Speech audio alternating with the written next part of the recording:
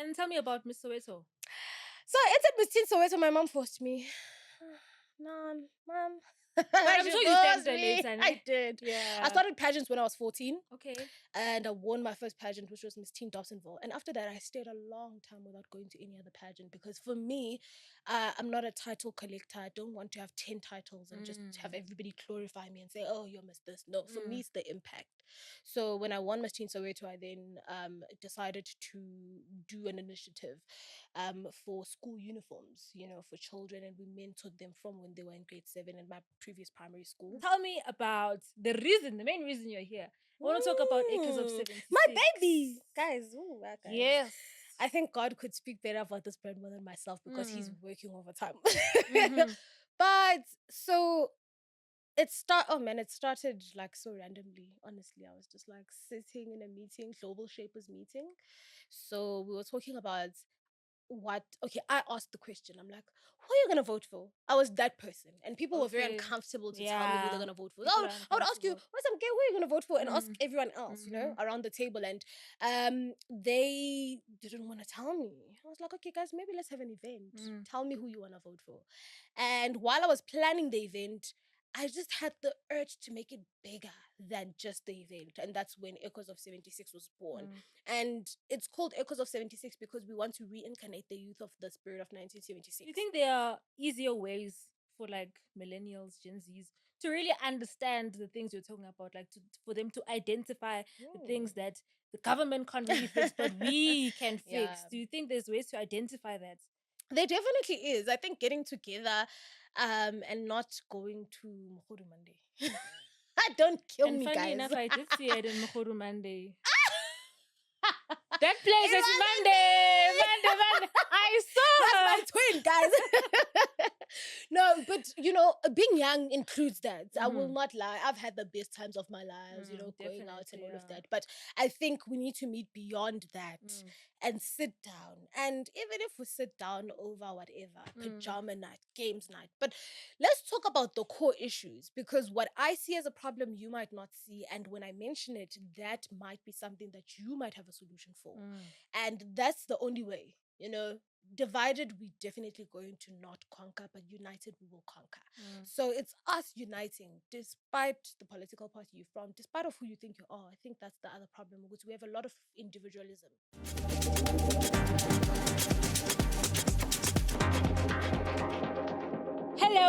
Hello. Good morning, good afternoon, good evening, whatever time of day that you are watching this. Welcome to another installment of the Dawning Experience. And happy Women's Month. Please like, comment, share, and subscribe. So I know we don't usually do this on Dawning, but for today's guest, I really have to. So I really want to introduce her the right way possible. So today's guest, she is a criminal justice graduate. You heard that? She is the current curator of the Global Shapers Soweto, right? Social entrepreneur, founder of Echoes of 76. She was the chairperson of sports, arts and culture in the Gauteng Youth Parliament. She was also Miss Soweto, Teen Soweto, 2018. There's a whole lot more. But I think with that intro, you really want to sit down, grab a drink. So do the right thing. So today we have in studio with us GUGU Mtshali. Hello. Hi. Oh, that was a mouthful, ma'am. Danko. You did well. You did amazing. Thank you. Usually I'm so reserved, but I was like, GUGU's as energetic as I am. You know me. So I have to do it right. So that's not Chile, coming into Women's Month the right way. How are you? I'm great. I'm blessed to be here. Thank you for having me. Thank you for honoring the invite. Thank you. Man, they don't know what they're missing out. Yeah, they don't know. So for someone sitting at home thinking, who's GUGU? So you already said a mouthful, but that is really my professional side. I am Gugulethu Lethimpilo Mtshali, a Zulu girl from Soweto, born and bred in Soweto. I really am the dynamite from Soweto. I call myself that because, man, my impact is that of a dynamite. I am a criminal justice graduate, and right now I'm busy with law. I'm also graduating soon for software engineering. I'm just that girl, man. I'm what you call a stone gatherer. I put things together, even as in those I'm just that girl. And yeah, man, I'm a simple girl, I'd like to say. People would say no, but I think I'm a simple girl from Soweto. How was your upbringing? How was that? It was great. It was very protective also because I'm the only child. Ekaya, I just recently got a younger brother who's 2 now. So for a whole lot of my life, I was the only child, and I grew up in a very protected area. I mean, if I wanted to go next door, my grandmother would go with me. Like, let's go. You want to? She wants to keep an eye on you. Okay. I literally had to call her over the wall when I want to come back home because I want to come back. I wasn't allowed to go to the shops. Transport didn't land that from the gates. When I went to a school around Soweto, she would take me to school, walk me to school every morning, and come and fetch me. So I grew up in a very protected area as the only child. I think, my whole family was really focused on me and making sure that I'm good, which I'm very, very privileged to have. Do you think it shaped the person you are today? Them being so protective. Of course, I think there are so many things that I would have done that I shouldn't have done if they were not. If they were not looking at me. But yeah, it definitely did. I choose the things that I do now because there's a woman that I love with all my heart, which is my grandmother. I love her so much. And everything that I do, I think about her. And every radio interview, every podcast, every TV interview, I'm like, Gogo, you must watch me. Gogo's gonna watch this. Gogo's gonna watch this. Gogo's gonna watch this. Gogo must subscribe. Gogo subscribe. Gogo has to subscribe, Gogo. But yeah, so it did shape me because the love that she showed me, I am growing up to show her. So I do a lot of the things to make her proud, mostly. Yeah. So how exactly did you get into criminal justice and why? Man, it was such a difficult time in my life because I grew up wanting to be a lawyer, right? That was literally just that. I grew up career day law. I got to high school and I was like, maybe I want to do food technology. I changed in grade 10. I'm like, okay, actually I want to do IT, which is why I then went into software engineering right now. I then in grade 11, I was like, actually, no, I want to be a politician. What do you mean? Because I can speak, I can speak for days. So, and I stand on business. I'm like, I want to be a politician. But then I was like, the best way to do this is law, because if I just do politics, it's going to be very limiting. And that's why I then went into criminal justice. The honest truth about me getting into criminal justice was that I, first of all, applied in February. I did not apply for varsity, so I had absolutely no space. I had nothing to do. So I was like, no, I will take what you give me. You give me criminal justice, I will take it.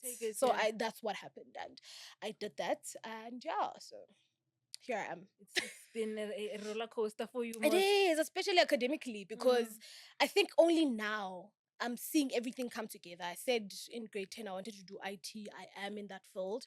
I said I wanted to be a politician. I got to be in the youth parliament. Everything is coming together, basically, yeah. And tell me about Miss Soweto. So I entered Miss Teen Soweto. My mom forced me. Mom. I'm sure you danced later. I did. Yeah. I started pageants when I was 14. Okay. And I won my first pageant, which was Miss Teen Dobsonville. And after that, I stayed a long time without going to any other pageant because for me, I'm not a title collector. I don't want to have 10 titles and just have everybody glorify me and say, oh, you're Miss this. No, for me, it's the impact. So when I won Miss Teen Soweto, I then decided to do an initiative for school uniforms, for children. And we mentored them from when they were in grade 7 in my previous primary school. Miss Teen Soweto for me was amazing. And did I expect to win? I don't know. I think everybody said to me, you were such an underdog. Nobody expected it. But I think if something is for you, it's for you. How did you feel that moment they called your name? Girl. Yeah. Well, I can't even recall because I was just shaking. Every time I watch it, because I have it on recording, every time I watch it, I can see myself that way, guys, when we go, hey, then go. I couldn't really, I couldn't put it together. I couldn't piece it together that, oh my God, this is me. I slept next to my sessions because I won the most inspirational model of the year and the main title, which is Miss Teen Soweto. And I slept next to my titles. I was like, it was very unbelievable. But I felt like it was just alignment because that was my last year I was ever going to be able to enter Miss Teen Soweto. So God was like, okay, here you go. Were 18? I was 18 at that time. Yeah. So God was like, yeah. Do you think you'd take it up a notch? Maybe it's Miss Soweto now? We'll think about it. Think about it. I was You have speaking to time my to think about coach. it. I actually don't, because I think Miss Soweto now is like 25 is the age limit. Really? And yeah. Oh, okay. So I was speaking to my coach, and she's like, if you don't go this year, I'm going to drag you there. And with everything else I'm doing, I don't know. Pageantry is just something else. Right now I coordinate Mrs. Universe Africa and Miss Intercontinental. I'm in the background. And I think I love it there. But people want to see me in the front line. I don't know. Same. Nami kudoni experience bengi behind. Listen, no, I'm not doing that. So maybe I'll do it because you're inspiring me to just go in the front line. Especially because the time. There's no time. It's not really on your Oh, side. no. But what do you think some of the things that Miss Teen Soweto taught you? It really made me realize my biggest purpose, which was serving people. I think I'm definitely a civil servant more than anything else. And that is why right now I stand and I can proudly say I have aspirations to be a diplomat at the United Nations, because that taught me that I had a purpose to serve bigger than self. I can serve myself all I want, but the biggest thing, what makes me me, is serving people. And it taught me that, and it taught me how powerful I am, man. As tiny as I am, I'm like, yeah, it should be. Would you recommend someone at home, especially if they have self-esteem issues? Do you think that is an okay platform for them? Amazing platform, especially teen pageants. I think choose wisely. But Miss Teen Soweto is amazing because even behind the scenes, there's a lady called Lady Dube. She's amazing. She mentored us. Mrs. Gugulethu, who is the owner of Miss Teen Soweto, she also mentored us. We had those people mentoring us behind the scenes. Because remember, we had a reality show. Every single week on a Thursday, people are watching us. We have diaries. You have to sit there as a 17-year-old, 18-year-old, 14-year-old, just being on TV. Wasn't that overwhelming? It's a lot. Because now people are talking about you on social media. You're like, you don't know me like about that. Me. Yeah. But yeah, no, with me, I just had that experience where people were like, oh, you're so funny. But I don't think I am. But yeah, I would recommend it for anyone. It's an amazing platform. You get to discover a lot. I remember when I went to the auditions, they were like to me, what would you do if you don't win and you don't get the main title and you become second princess? I was like, I will do the same thing that I would do if I was the queen. And even if I don't win, the fact that I was part of Miss Teen Soweto is valid enough for me to walk into this room and say I was in this platform. It has so much power. It has a lot of power. Okay, moving on to the bigger things. Yeah. Tell me how do you even get to say you're part of Youth Parliament? Man, I got a call. Okay. Guys, and then now I must explain to young people how they can get into Youth Parliament. Guys, I don't know. You don't know. I'll try to figure it out and tell you guys. But, it's all about networking. I was shooting something for BET. It was also a talk show. And child, we've been in this business. So this was 2021, I believe. 2022. No, this was 2022. And we shot for BET, and this person was part of the crew. Exchange numbers because I'm such a networker. Like, if I leave here without your number, ma'am, I'm not the drama you are. Because I'm just that person, there will definitely be an opportunity for us to do something together. So this person calls me on a random day and says, I need you to come here. And I'm like, what's going on? And they downplay it. They're like, no, it's just a debate within the young people. Debates. Okay. Because I'm a radio, I'll come to the debates. I get there and I see with Norman, this is actually a thing. I meet everyone. The next week when we meet, it's now elections. They have to elect chairpersons, speakers of parliament, sergeants of arms. And I'm like, okay. And they're like, we are nominating you. And people vote for me. Now I'm the chairperson of sports, arts and culture. And I'm like, what do you mean? Whereas I came to a debate. But it was a great experience. So for me, I was just called. It was really just God, I think. More than and I'm seeing how these things come to you. You're not really going out of your way. Even this one, guys, I'm sitting here because it came to me. Definitely, it came to you. Yeah. And I'm like, okay, I don't know none of these people, but I'm gonna go to the podcast, because I think that's the thing, Guguti.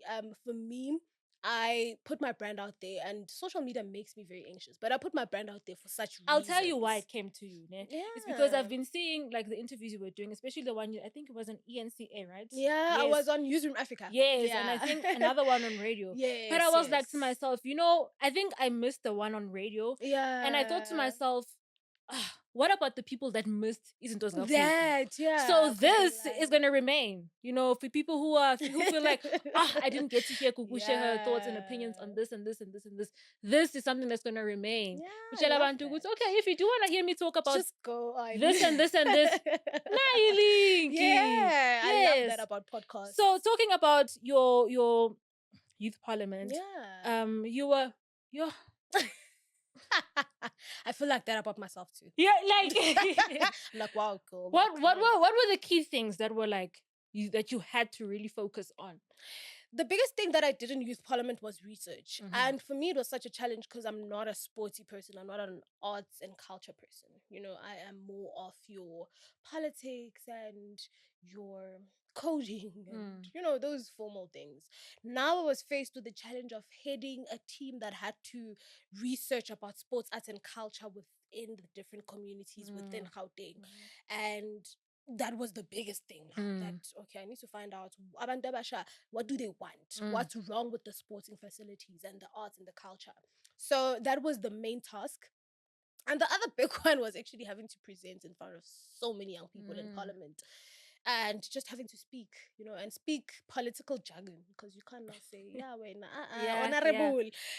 Guys, honorable. That was to say honorable and, point of order. I'm like, oh my God, I just want to speak, honestly. But that was the biggest thing that I did in youth parliament, which was the research and the reporting to the government in terms of the sports, arts and culture, or the state of the sports, arts and culture within Gauteng.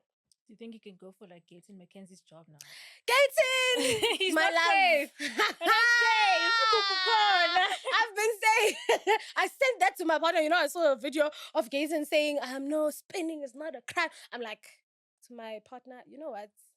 I need this guy's job, but I'm going to let him be for now. For now. Let's wait for the next 5 For years. now. For now, it's fine. No. Let him do his thing because, he's a cool person. Young people like him. So, yeah. So, definitely. Whoever the young people like, I like.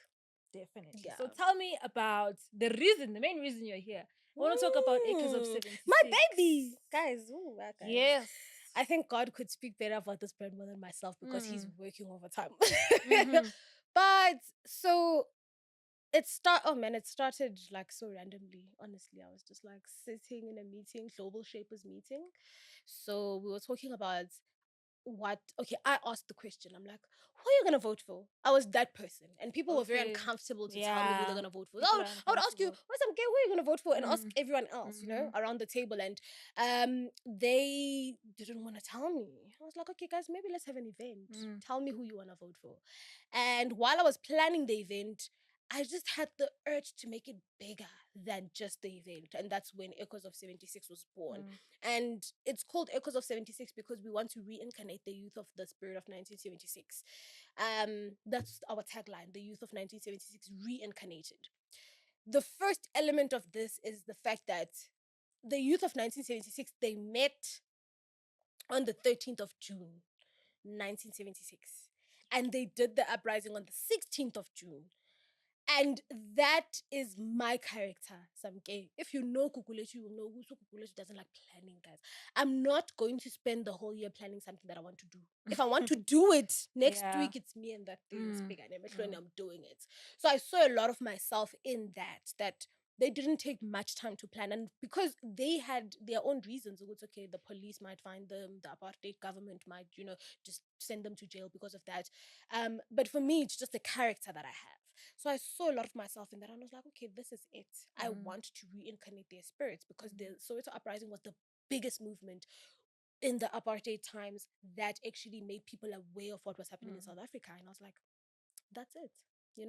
And that is why I started it, because I want us as young people, Gen Zs and millennials, born frees, to actually identify our generational struggles, our generational goals also, and know what to do as a collective.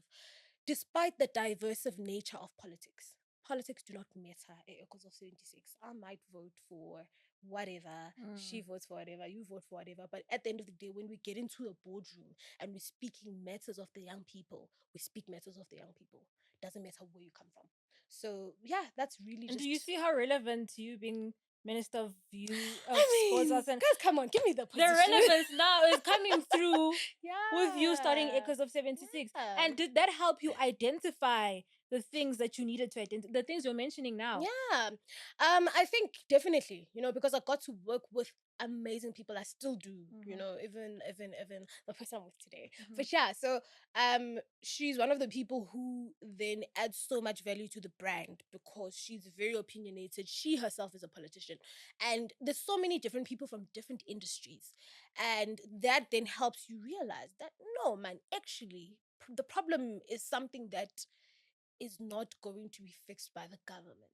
As much as the government must do this, fine. Let's leave the government. We Let's need to leave be them, realistic. Yeah, we do. and let's do whatever we can. And what I always say is that there are young people who are from Soweto, who are from Johannesburg, who are from Gauteng, who are from South Africa, who are so successful despite whatever's going on in government. And that's exactly what we're trying to give birth to as Echoes of 26. Alumni that are going to say, there's a GNU that we don't understand, but still, I am going to go to Harvard. I am going to be a software engineer. I'm going to be a lawyer. I'm going to be this and that, despite of the politics of the country. And that's really who we are. Do you think there are easier ways for like millennials, Gen Zs, to really understand the things you're talking about, like for them to identify the things that the government can't really fix, but we can fix? Yeah. Do you think there's ways to identify that? There definitely is. I think getting together and not going to Mkhodu Monday. Don't kill And me, funny guys. enough, I did see it in Mkhodu Monday. That place It is was Monday. I saw That's her. my twin, guys. No, but being young includes that. I will not lie. I've had the best times of my lives, going out and all of that. But I think we need to meet beyond that and sit down. And even if we sit down over whatever, pajama night, games night, but let's talk about the core issues, because what I see as a problem, you might not see. And when I mention it, that might be something that you might have a solution for. And that's the only way, divided, we're definitely going to not conquer, but united, we will conquer. So it's us uniting, despite the political party you're from, despite of who you think you are. I think that's the other problem, because we have a lot of individualism. Last week, I asked a question to Upupo Kumete, who is a very famous celebrity stylist, what is it that you think is our generational struggle? And he said individualism. Everybody is just like true. me, Like as I'm Gugulethu, doing I want me. to. Yeah, I'm doing me. And that's the problem. If we are going to have that, then we're not going to identify our generational struggle. But we need to get together, and that's what we're doing at Echoes of 76. Our civil engagement, education, things that we do them so that young people can get together. And we've been doing great. We had a pre-elections event that happened at UJ, and we're planning to have a post-elections one, and we're planning to have a lot more. Just sit together and speak politics in very simple terms. Exactly. I think that's for what we young need. I people. think that's what makes us lose interest or feel Yeah, like this doesn't isn't for me, work. because the big jargon and the big everything, and you're just Doesn't like, work. it overwhelms us, and we It feel like I'm gonna vetting Monday. does. Because why Yes. am I doing this? And I think that's an easier way Of to help us course. understand, to really help us, Yeah, put stay our minds focused. at it, and yeah, we getting together is amazing. So how receptive do you think is like society or the people around you to Echoes of 76? Hey, Dawning Experience is sponsored by Dreamstream. If you'd like to support us directly and gain ad-free version of our episodes, click on the link below. Ooh, child, this brand belongs to the people.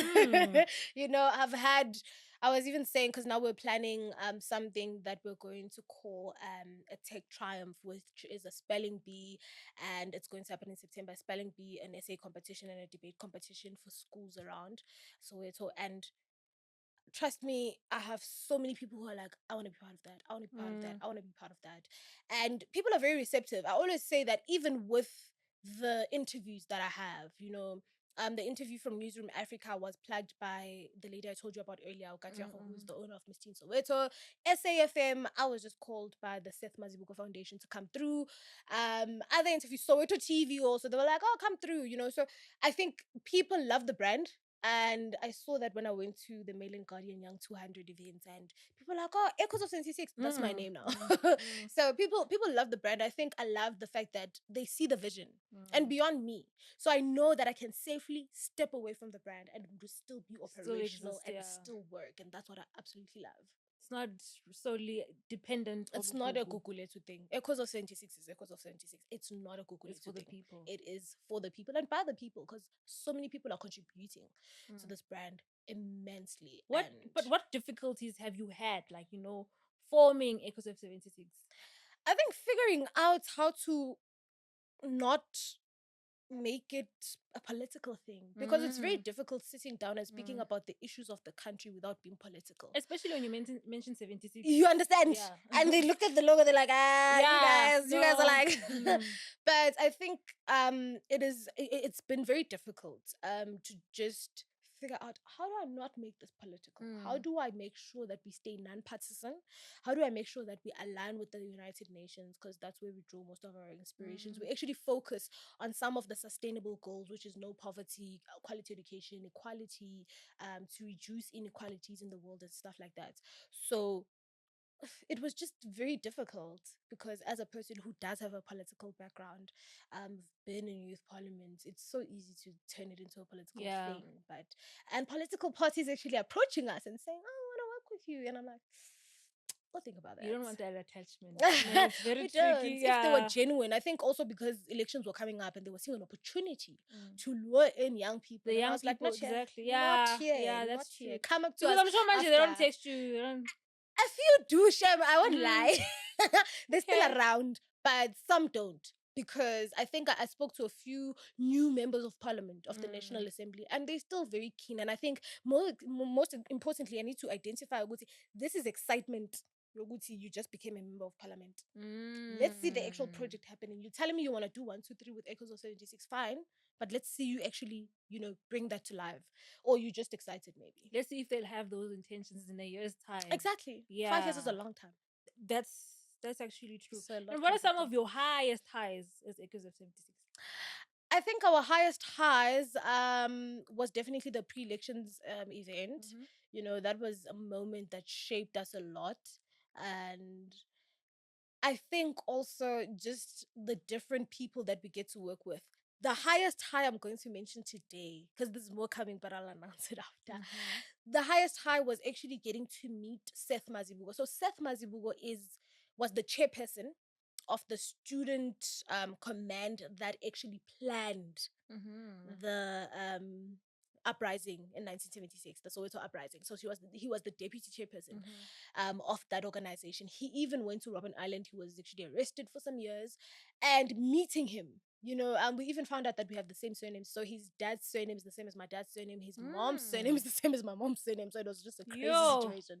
But yeah, that was the highest highlight, because I learned everything I know about 1976 through documentaries, but actually getting to sit down with someone who was there, someone who planned it, definitely high. Because what do you mean? We're sitting with the person who made this a thing. We talk about 1976, we celebrate June 16 today because of the work that he did with the other students. So that was a definite high. I never thought would meet. So as much as Echoes of 76 is for, I think, the youth, actually, for the youth, how accessible would you say it is for someone sitting at home and they're thinking they're part of the youth, but they really want to be a part of the movement? Yeah. How accessible is it to them? So there's a lot of things that we do. Okay, so obviously we're on social media, Echoes of 76. And I'm sure if you just write that on Instagram, you'll find us. But there's so many things that we're doing for different young people. Just now, not long ago, we just signed an MOU to be part of a girls' code program. So we're going to teach young girls from the ages of 13 to code, around Soweto. And these are the things that we do. And we do so much. And we're so open. And this is something I learned through the Global Shapers, that it's important to listen to the young people. As my very good friend Donald will say, young people should not be on the menu. They must be there when the menu is being discussed. That's what we do at Echoes of 76. We need young people who are going to say, okay, you know what? I love what you guys are doing, but I think there's this project, man, that I want to do, DM us. We are so open. We were approached for the Girls Code. We went on board. There's a lot of other things that we're jumping on board. We're part of a leadership program also. There's like a tour that's happening around the schools. We jumped into that. So I think it's so important for us to enable young people, give them a platform, use the resources that we have to help them in whatever they want. If not that, then just join us as part of the team. I mean, there's a lot that join the team, join the winning team, guys. And how supportive is your partner in all of this? Because like every day it's a different thing with GUGU, you know. He goes through a lot, I'm sure. I don't know. But I think he listens. I think for me, that's number one support. Because I will not lie, I would not also keep up with the things I do. I even forget some things. 2 weeks ago, we were launching an SME project with the US Embassy. And I forgot. It was on Monday. And I'm like, oh my God, Monday morning, I'm like, oh, that's happening today, and I have to speak at the event and stuff like that. But he listens, and he would remind me of certain things. I'm like, oh, remind me of this. Let's do this, whatever. And he has an opinion in a lot of things. And what I love, I think, is that he also has his own life, so he's doing his own thing. So he just supports me where he can, and yeah, he reminds me, man, with that man. You said this is what's going on. Yeah. And hyping me up. Yesterday, it's so funny that people are now asking, what's going on? And we'd be on a call for like 10 hours because I was rehearsing my script. There's a script that I had to rehearse, and I was like, okay, you staying on this call with me, and I'm rehearsing my script until he fell asleep. But for me, that's it, because it would be unfair for me to expect him to be everywhere I am. Yeah, that's true. It's a crazy life that I'm living. So for me, him listening, him putting in his input and reminding me, and for me, that's the most important. It's important because also the sad thing about having fun is that it has to come to an end. So in wrapping up, I want you to say to a young person, anything.